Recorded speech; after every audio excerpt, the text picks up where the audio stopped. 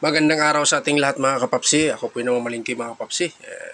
Wala akong naakit ako sa hipon sa sobrang laki. Sabi ko, sarap bumili ng hipon.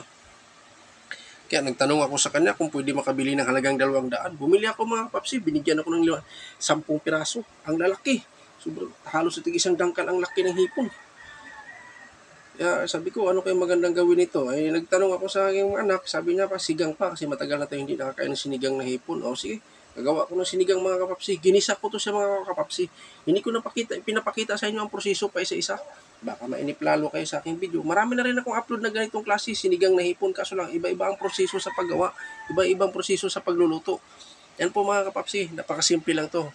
Simpleng recipe lang to. Pero kailangan tansahin mo nga talagang magustuhan ng pamilya mo yung recipe yung niluto mo. Yan mga kapapsi, sinigang. Yan, nilagay ko na natin sikretong pangpalasa. Sinamahan ko na rin siya ng paminta. Maganda yung may kasama siya para lalong lumasa siya. Yan po mga kapapsi. Natanggalan ko na rin siya ng medyo taba kasi ang sobrang taba kasi ng hipon, tinanggalan ko na yung mga gilid-gilid niyan. At saka ating sinigang mix. Yan, lalo ko na. Sinigang talaga. Basta pag sinigang, sigurado na naman si kapapsi nito. Extra rice na naman. Nasasanay na tayo sa mga ganitong klaseng ulam. Sinigang, medyo masim-masim, masarap kasi. Huwag nasanay ka na. Ano po mga kapapsi, pa-update ko lang sa inyo yung aking recipe. Simple naman yan. Hindi yan pwede na walang partner. Kailangan may partner din yan. Mamaya papakita ko sa inyo mga kapapsi. Ang ating last na recados, yung kangkong. Pinakadabis sa sinigang, kangkong. Yung sa kangkong ko mga kapapsi, na medyo naiba na yung kulay. Inisa-isa ko kasi yan. Talagang hinugasan ko yung mga kasulok-sulukan dyan, kangkong. At saka binabad ko sa tubig din yan mga kapapsi. Yan. Kasi kinakain natin yan, kailangan malinis mga kapapsi. Kahit sariwang gulay yan, kailangan linisan pa rin natin. Ano? Bango. Bango mga kapapsi. Umingiti-ngiti na si kapapsi. At ito ang aking pangalawang recipe mga kapapsi, flying fish. Sabi ko, sarap kumain ng kinilaw na flying fish. Kaya bumili din ako. Sabi ko doon sa may tinira, baka pwede makabili ng halagang 100 lang. Kahit ilang piraso lang. Binigyan niya ako, 5 piraso.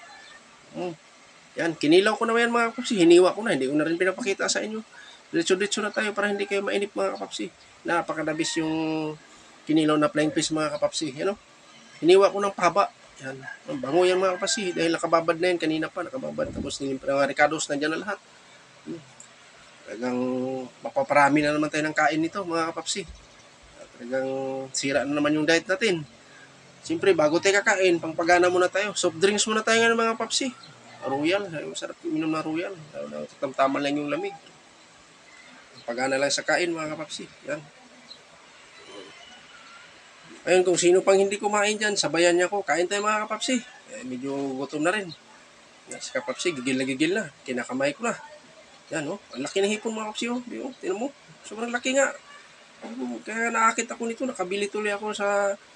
Hindi ko naman plano talaga yan. Gusto ko sana adobo. Kaso lang, nakita ko yung sobrang laki. Sabi ko, ito na lang lulutuin ko. At ako po yung nagpapasalamat sa inyo mga kapapsi, kamamsi, sa walang sawang suportahan nyo sa akin.